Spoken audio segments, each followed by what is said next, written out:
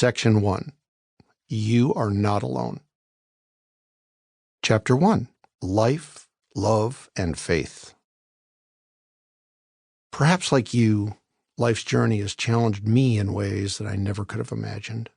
I've endured significant losses and periods of brokenness that have tested me and brought me to my knees along the way. Losses I never wanted to bear. Losses I never thought I'd be able to bear. And it's funny how we never think that we can do the impossible until the impossible arrives and we're forced to deal with it.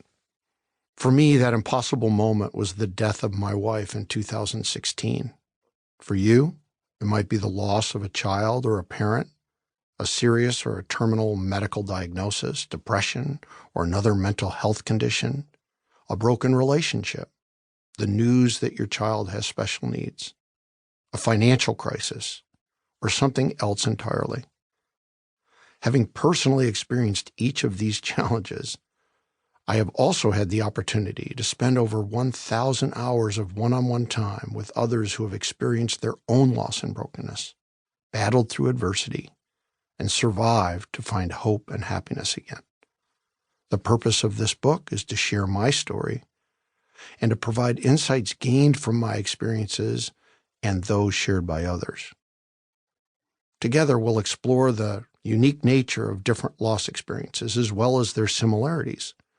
I've included recovery steps and strategy examples that have led to healing and happiness for those who have been or are currently going through similar challenges. Importantly, these insights are not from third-party doctors or therapists' patient files, but from those of us who have been through it ourselves, from those with whom I've engaged in face-to-face interviews and discussions over the past 4 years. I'll introduce a new model called Survive, Alive, Thrive that reframes how we understand and experience trauma and loss, while providing navigation strategies for finding hope and happiness along the journey. Most of all, I hope to make it clear to you that you're not alone. But first, to help you better understand where we're going, I'd like to share with you where I've been. A brief backstory. Growing up in the 60s in a modest, ranch-style home in the northern suburbs of Chicago, my early childhood is best described as simple and safe, with a stay-at-home mom and a white-collar father who worked in marketing. Through the somewhat rose-colored glasses of a boy's memory, it was a story of the American dream, with parents who had met in college, married shortly after graduating, and quickly produced 2 boys, my younger brother coming almost 3 years after I was born. Family get-togethers with the neighbors and their kids were a routine weekend activity, and by middle school, I was consumed with sports, including the local swim team, community baseball leagues, and hockey played in the bitter cold on outdoor ice rinks in Chicago.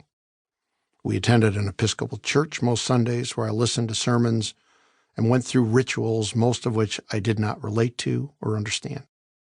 It was a tumultuous time for the country, with historic benchmark events taking place, such as the Cuban Missile Crisis, JFK's assassination, Martin Luther King Jr.'s I Have a Dream speech, the Vietnam War, and the hippie movement, to name a few. That said, as a grade school kid, it was fairly simple.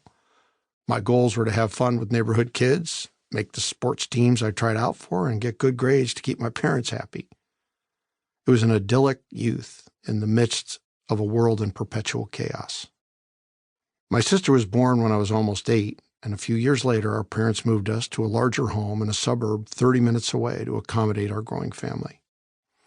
By the time I was in high school, it was clear that my parents' marriage was struggling. My mother started working, my dad traveled a lot for work, and things were going sideways for our idyllic suburban family. I was fortunate to be a decent student and a 4-season athlete, which kept me somewhat grounded. But I was a rebellious teenager, and when dreams of playing a sport in college were dashed with a series of knee injuries, I became more free-spirited and pushed back on authority. When my father made it clear that if I wanted to attend college, I would have to find a way to pay my own tuition, I did.